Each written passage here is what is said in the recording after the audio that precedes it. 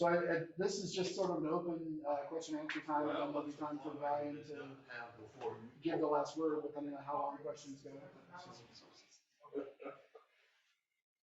We have a hard deadline, but if we end before that, that's okay too. Do we have to be out of here by 5? No, but I just mean that that would be the longest I might want to go. Okay. But questions, sort of dry out before then, we can move forward. All right. Hit me with all your questions.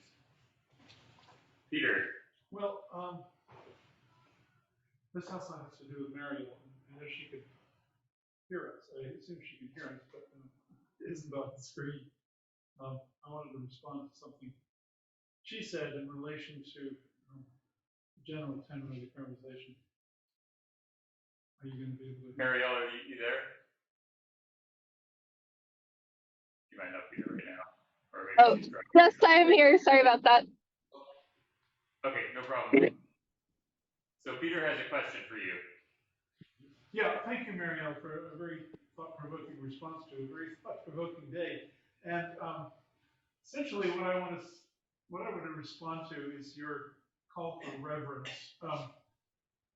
In 2001, I went to Nigeria because Ted and I had decided we were going to allow Nigerians to put together an African conference on science and religion as part of the science and religion course program.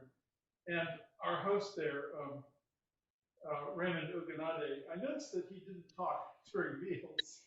And I didn't know whether this was a sort of an emotional difference between me, the extrovert, and Raymond, the non-extrovert. But he just quietly said that it's a Nigerian thing, that they don't consider it morally acceptable to speak while consuming the flesh of animals that have died for us.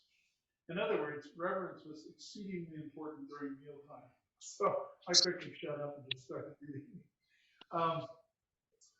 But in relation to that, and I'm not sure how to bring this to the workplace because I no longer work in a workplace. I have sons who do. What I do now, when I turned 66 last year, I took up an invitation to go to a wildland firefighting academy and become a firefighter, working in the winter to reduce fuel load. And so now I'm part of an amazing group of people, about half Pomo Indian and half non-Pomo. And we work together a couple of days every other week from November until May, burning as much as we can. And it's become a really interesting experience in humility and reverence because there are two different sort of ways to go about this. And I've actually been working on this a little bit during this talk because I have a big presentation coming up next Friday when the Swedish Embassy is putting on a Forest Innovation Summit, and they wanted me to speak about indigenous burning and prescribed burning. Basically the background is that the Smokey Bear campaign was very successful and very damaging because we had a century of suppression of natural burning in California. And one of my friends, Paul Duncan, who's a CAL FIRE chief, says, Peter, we should be burning 1.2 million acres a year. We're burning 30,000. We will never catch up, but that's not a reason not to start. Now, it seems to me, in my experience of working with this group, that there's a fundamental difference between two ways of burning. And what we're doing in the group is trying to blend and come together. The indigenous people burn to celebrate ceremony, tradition, and other values constitutive of private experience. They burn to strengthen or rejuvenate plants essential to indigenous diet and culture. They do it also to reduce wildfire danger for communities and to renew browse for animals that are hunted. Some people in the prescribed burning, or the white burning community, we do definitely burn to reduce wildfire danger to homes, communities, and infrastructure. But some say we're there to reduce land, to reduce forest, to clear land, building, and of course vineyards, which would be up your alley, although I think there are too many of them. Wholesale destruction of forests for vineyards, reservoirs, golf courses, roads, etc. However, some of us now, many of us who are ecologically minded, see that our third point is in consonance with the reverence that Mariel was talking about. we want to revitalize fire-dependent ecological communities that are decadent because fires have not occurred for very long intervals. So my ongoing observation as I work with this group, and we had 2 wonderful burns last week, we have 150 burners, about 50 of whom show up to any fire, is look at the way that people approach their work in this natural context.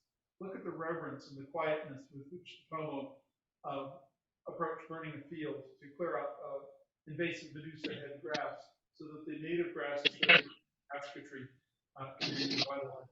Look at the way that the non-Pomo are quietly beginning to observe what our Pomo brothers and sisters in this are doing.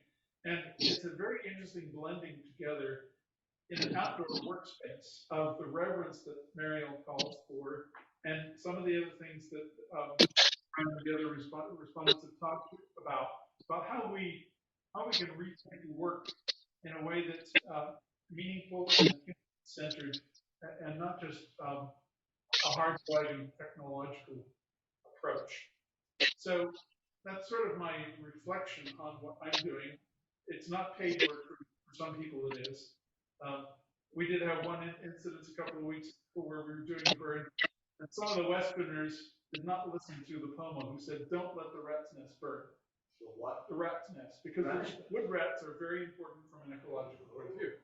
So I was fully paying attention to raking around the rat's nest to make sure they didn't starve. But apparently we torched 5 rat's nests because the fire just ran over, killing all the rats, and the indigenous people were not pleased. So it's an interesting ongoing experiment to see how much reverence can be brought in as a factor. And I'm not sure, Brian and Braden, where this fits into AI, but I think it's worthy of note as a trend or something that 150 of us are paying attention to. Whether that would be extrapolated or translated into a more urban, industrial, corporate model is another question. Yeah, that's super interesting. Mariel, do you want to address that first? Yes, thank you so much for sharing your experiences and your research. I think that all sounds really fascinating, and it made me think of a couple of things. On the one hand, how so much in our American culture there needs to be a change in how we view work, and that there's so many structures that impact how we view work. And there's a dimension to work that is also revelatory of the person, in the sense that our work reveals who we are and what we love, and then depending on the particular person who is at work can also reveal gifts. And I think thinking about how that can apply to AI, I think, trying to cultivate a type of virtue of reverence in how we create and develop AI also demonstrates our own care and our own, reveals what we value. But I think some of what you're discussing is really helpful in showing one of these practices that can help to form that virtue can be looking at practices from other cultures and other contexts, and ways that people help to enact this reverence and challenges to it too. So I just wanted to thank you for sharing all of that with us. Thank you very much. And my response is that you reminded me of the story work I was talking about. And I'm wondering if the poems have stories or other things that are kind of their inspiration for why don't is there a story about burning rat nests or something like that, or what's the reasoning behind that? It would be interesting to. I mean, I just like to hear. Did they give a reason for that, or? Well, when we began Fire Academy last year, the first full day, we sat at the feet of 4 Pomo grandmothers who talked about tules, willow, elderberry, and wild buckwheat, which are 4 critical species for the Pomo culture, and why they're important for culture and why they depend on regular burning to rejuvenate them. And so I thought it was fascinating that rather than just starting out with here's how fire works, here's how fire tools work, we're looking at, Brian, we're looking at the natural context out of which the Pomo people grew. So it's very much an organic relationship between them and fire. It's not that they're not equally good at controlling fire. I don't know the specific, story about rats, but I think, we know that indigenous peoples have a more empathetic and reverential approach to species, even though they hunt them. You thank the deer that you're about to kill or that you have killed for giving its life. So it's a less industrial approach. Mm-hmm. But you're absolutely right. Story is critical there, and one of the things I like best about working in the bird community is that it's intellectually fascinating. Mm-hmm. It's not just fun to go around with a red torch, which it is, but it's fascinating to be with people who are representing a culture that's thousands of years old in California and nearly not lost. Mm-hmm. So, in that sense, saving that culture, saving the story, as you talked about earlier, is really important. Yeah, that's really interesting. I read the specific book that was Joanne Archibald's book on story work. It's a fascinating book to read as an outsider, because all of a sudden you also realize we probably had these stories and we probably let them die, a lot of them. Or we came to another culture or another location and we said our stories are better than yours and we don't care about book burning. The story of Smokey the Bear, which is of course purely fictional, is the story that we're going to go with instead, and then we end up ruining the natural environment. So I think this sort of story approach is really interesting and useful, not only from the learning from outsiders, but also introspectively realizing that perhaps we had our own stories that we lost. And I'm hearing that it's not just technology that is provocation, but it's also nature. Mm-hmm. And being able to make sure that nature is still around to be provoking for people. This work is essential for that. Like I said, the idea of big city living is so ubiquitous now that people might be amazed by a clear night sky, or being able to go to a field and not see another house for miles. So I think it's a counterpoint to the point that Brian's making, that it's not just technology that can be provoking, but I think it's also something that we're not used to. If we become used to technology, that lack or that disengaging from technology can be just as provoking as technology. Yeah, that's an interesting insight. Oh yeah, Adrian, Hand please. raised. Okay, yeah.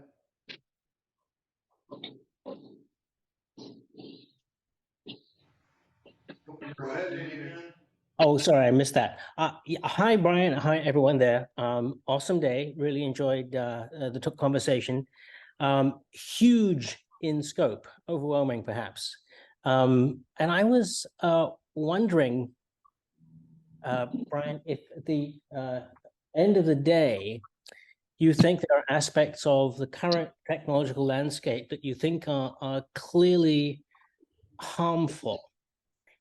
Because so often, historically, so many of these big technological developments, nuclear power, nuclear technologies being a fine example, ultimately prove difficult to pin down. Even the presence of nuclear weapons, it could be argued, have potentially prevented deaths because they've pulled people back from the brinks of conflicts that could have escalated. But there are perhaps like dish brains, perhaps is something you think, or maybe you're changing your mind on that now, maybe a problem. Like deploying unfiltered open source large language models seems awfully dangerous. So given that generally speaking, there's a pro and con to almost all of these technological developments, do you personally think there's a call to action which involves more than just a need to reflect and perhaps have some reverence for the scale of what's on discussion? What's on the top of your list of things which you think we should be concerned about and perhaps be provoked to act on more than just reflecting on it? Are you thinking about, for example, banning technologies or limiting them in other ways? Sorry, I missed that. Could you repeat it? Oh, just in terms of, are you thinking then that beyond talking about them, we should be talking about governance or banning or limitations or restrictions, those sorts of things. Yeah, I'm genuinely interested in your personal opinion because I think it is possible, even for the deployment of large language models, you can make pro and con arguments, and unless you're deep inside what's actually coming next, you could make an argument that ends up with like a stalemate. I'm curious if you believe there are, personally, perhaps even in researching this paper, you've come to change your mind on something. I mean, it's one thing to lay out the issues; it's another to have some, flesh in the skin in the game. I mean, in terms of dish brains, do you think we should stop work on dish brains now? So when it comes to dish brains, I think what I would like for them to do is to not use human neural tissue for it and use animal neural tissue. That would be the start, I would argue for.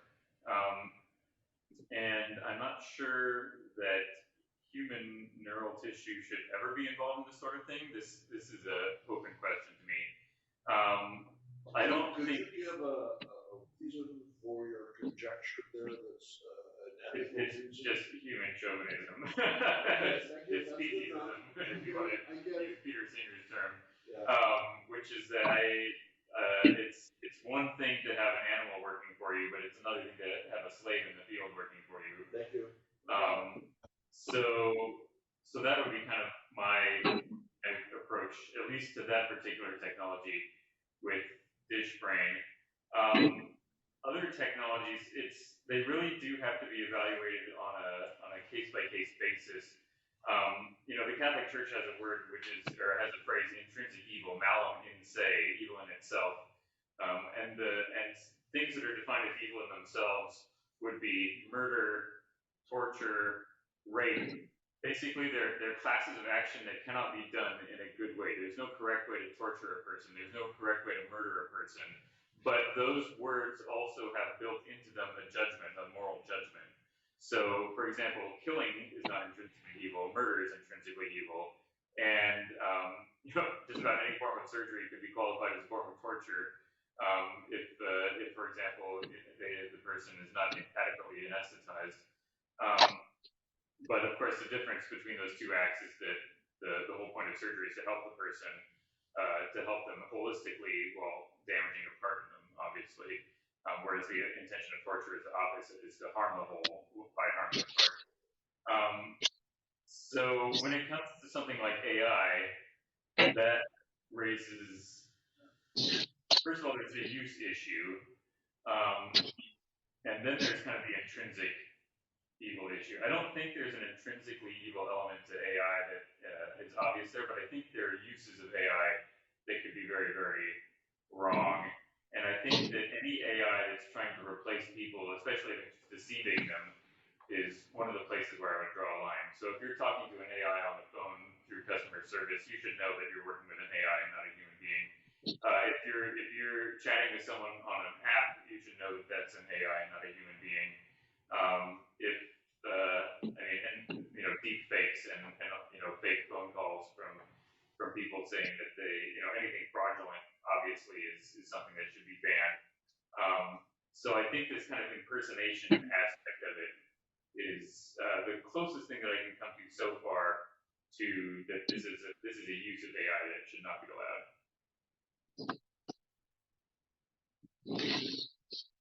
Thank you. Any thoughts from other folks? Yes. Intrinsically evil nature of AI being used to replace people. Hypothetically, it was used to cure the epidemic of loneliness to some degree, or to ease that pain, but it required the burning of, say, 1.2 acres worth of forest every month. Acres of forest for every management training we had. It would require less of us around for that to be sustainable. Yeah. Not replacing this, but for good. I'm trying to figure out what the relationship would be between burning the forest and making sure that the AI is operating. language model is fresh and interesting. So that sounds more like you'd be burning the data inside of a language model, more metaphorically speaking. So what I meant is if there was a costly technology, Yeah. it was environmentally costly, and then competed with us just based on the planet. Yeah. At what point do we decide the benefit for it requires us to control our populations versus we forego the benefits so that it doesn't replace us? Jokingly asked the question, but this is actually a serious one regarding sustainability of total resources. Yeah. Yeah. Well, I certainly think if current data and water use from data centers, electricity and things like that, if it continues to grow at the rate that it is, it'll be choices of do we have potable water for the data center or to drink? And I choose us in that instance. I'd rather go back to using Google search than to use a large language model for interactions, which I try to use very little anyway, at that cost. And so for me, yeah, I would say AI better do a better job at getting efficient energy-wise, or I'm going to really want to curtail its use, because as much as the promise is that it can help the environment, the cost of getting to the point where it can do that, I think, might be not worth it. At least that's where I would say right now, where I stand. Yeah, I think, but from what you're saying, Ahmed, I'm getting the sensation of what if there is actually a better use in LLMs or something like that? What if we need it in order to run our electrical grid, or make sure our transportation system's operating, or making sure our hospitals work? Two ways of looking at it. What if we grow dependent enough? It becomes integrated enough in our society. Taking it away is a lot more harmful than simply growing dependence on it. Mm-hmm. Or another way of looking at it is, what if we're already at a point where the stuff we are unwilling to give up right now to be sustainable for our current? Yeah, are we already in this situation? Not everybody can consume at the level that the highest consumers do. So is it always an easy question of it's the tech or us? Let us always sacrifice the tech. Mm-hmm. That means sacrificing a portion of us as well. Mm-hmm. You guys stand up. A question, I guess, for Ahmed and Brian. This morning I read an article about a scientist saying the singularity will happen by 2031. I see you shop your head.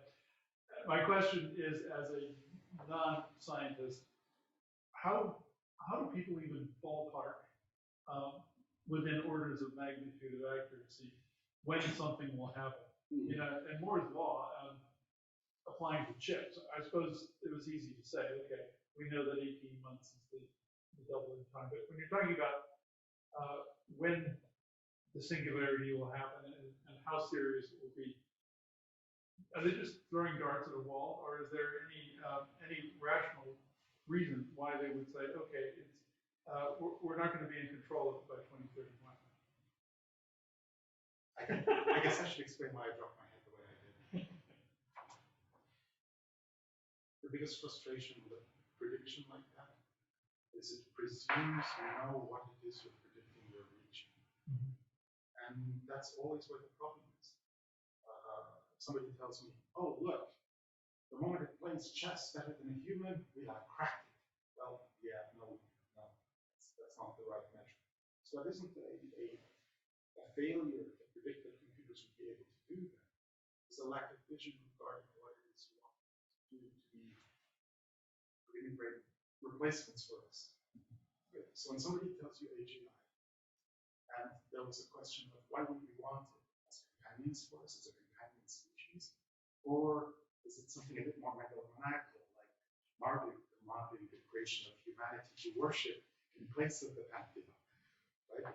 Is it that? Is it that that's why we want it?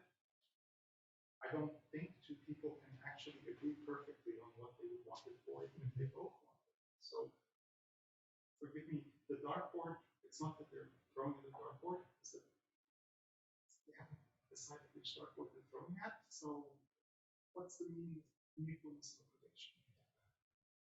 That's the cause of my frustration. It's not to cast aspersions on prediction made or the 2030 deadline.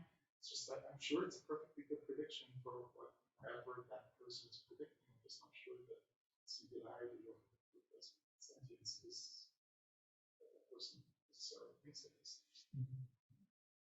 Yeah, I like that analysis. I guess one thing I would say about singularity is that there's an assumption there that intelligence is unitary and that intelligence is just one thing. And I think a major thing that we've discovered from artificial intelligence is that there are 100 different things with intelligence. There's speed, there's comprehensiveness, there's language. Language is not the same as math, because if you ask ChatGPT math problems, it can't do them. And so we somehow think that there's going to be this singularity where AI all of a sudden is better than us in every single way, and it will be able to do all these things. But there are always going to be certain limitations, like walking is really difficult for robots, and yet most humans manage to walk. So, it's not easy, right? People still fall over, and it takes children quite a while to get to the walking phase. But it's not so, and it's partly relates to what Ahmed was just saying, of course. The singularity as a concept also, I think, it's a weird concept, right? It's assuming that once you reach this superhuman level of intelligence, it's just going to take over and take off on its own. But anybody who knows anything about human institutions is that that's what human institutions do really slowly. So this super intelligence can come along and say, hey, I can fix all your problems for you, and humans can be like, I don't like the color of that solution. I want it to be brown instead of pink or something like that. And then of course somebody's going to have to go paint it, and then other things. I don't think it's going to be nearly as simple as this idealized. It's going to know everything, and it's just going to make everything happen perfectly. Great, any thoughts? No, I think at this point, let's go ahead and give you a chance to have the last word. So if you want to take 5 to 10 minutes to wrap anything up, maybe if you wouldn't mind using the podium again. I don't know if I have anything that's podium worthy. Oh, okay. But I will say that from sitting here, first of all, I'm extremely thankful to all of the respondents. So thank you very much, Ahmed. Thank you very much, Marielle. I see Catherine is not here, but thank you very much to her if she were here. And Braden, thank you very much. And of course, thank you to the audience, Adrian, for being there, and everyone who's been here all day long. Of course, we've lost quite a few also. So this has just been a really wonderful experience. And when Braden, asked if I would be the Russell Family Fellow for this year, I went, oh my goodness, I finally achieved a big time. Because like I said, I just remember being a grad student, 20 years ago, and coming to the first conference, the J.K. Russell Fellowship Conference, as it was at the time, and thinking how exciting it was that we had these brilliant scholars come and share their work with us. So it's really an honor to be here. Thank you. I guess getting into the kind of more intellectual side of things, the conversation today has really made me focus on a couple things that, first of all, I'm totally sloppy with language, and Catherine was right to pick on that. That I chose a word and I didn't fully look at all the aspects around it that really are worth looking at too. I think kind of the 30,000 foot level, which is why the paper is way too broad and never goes deep enough into any one particular thing. And there are certain things in here that I missed that I think are worth talking about in more depth. So obviously this paper, I'd love for the paper to go into the journal and have all the responses come along with it. But I also think that I can't remember who I was talking to earlier, where I said when I started writing this, I realized it's going to turn into a 30,000 word paper if I'm not careful. So I need to dial it back. But now I'm wondering whether I should actually write that 30,000 word paper at some point and specifically get into the issues rapidification and ideas of reverence and responsibility and space, the spatial element of it too. There's a joke that I've used in a few of my presentations, and I decided not to use it today or last time because I feel like I'm starting to overuse it. But it's the joke of time is what keeps everything from happening all at once, and space is what keeps everything from happening to you. And this is what we're doing with technology: is we're compressing time and space, and now everything is happening all at once and happening to us, and it's getting to be really annoying. So, of course, if you're God, it's not a big deal, right? God is present now and everywhere, and everything is happening all at once and everywhere, and is happening all at once with God at the same time. But as we are kind of trying to grasp after these powers, we're creating a situation which is actually not all that great. It has partly to do with this competition with each other. So, we don't trust China, we don't trust Russia, North Korea, Iran, name all the countries that the United States is having difficulties with. And they don't trust us, of course, in return. And so we're competing with them in order to become more powerful. And at the same time, we're creating a world that's not the kind of world we actually want to live in. And it's not a nice world for anybody. It's not nice for them. It's not nice for us. Is there some way that we can control that lust after power and back up and say there's actually probably a good speed for us to be running at? And of course, even in our own dynamic, capitalistic economy here in the U.S., it's still a speed element between Amazon and Microsoft and Google and all the other companies that are involved in AI.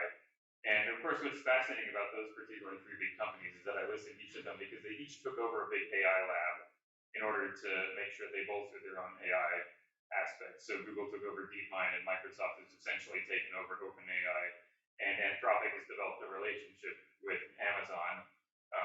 And exactly what that's going to turn into will be interesting. I talked to a lawyer recently who was involved in Anthropic, wanted to, I can't remember how they describe it, the benefit trust or something like that, which is that if they achieve AGI, they want to make sure that it's used for public benefit.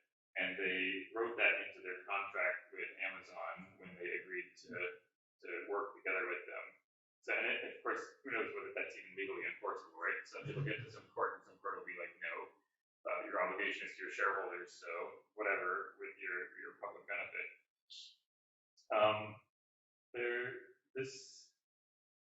I think reverence is absolutely something to think about. That's something that we can get from indigenous cultures. And of course, it raises all these. The problem with reverence is that it's not economically efficient. This is the thing that I thought about for a while, actually, because there was Whitney Bauman and Lisa Stenmark who put together an edited volume for the Religious Studies Review, and they had us each read two books actually. And so I read a book that was Joanne Archibald's book, which was an edited volume. She was the lead editor on it, and then it had a few other editors. And then another, I'm blanking on the other person's name right now. But there were a couple things in her book about story work that were just mind-blowing, and they all of a sudden made a lot of sense to what's happened to Western culture, which is that we used to have reverence for things until we discovered they were worth money. And then we're like, you know what, that mountain's not so pretty when you're talking about $1 million in my pocket. Or all of a sudden, the freeway is going to give us economic development, so build the freeway, it doesn't matter what's in the path. And so this has kind of driven a lack of reverence. It's also caused us to break a lot of responsibilities, which is that if you look, and this is a funny thing, is that all of a sudden Christianity becomes the indigenous religion in a lot of ways, which is that our Western culture it's kind of anti-indigenous in kind of a universal way. It's even opposed to its own origin, because Christianity wants to, if you put a golden chalice in a cathedral, someone's going to come steal it and sell it. That's not something you can leave laying around anymore. And of course, the Vatican has an enormous amount of security around it because there's stuff in the Vatican that's worth money that people like to steal and sell. So what I made as my argument in that particular paper was that indigenous peoples of the world have been dealing with this longer than perhaps Christianity has, because it was first an outward-focused exploitative mindset, and now it's turned into an inward-focused exploitative mindset.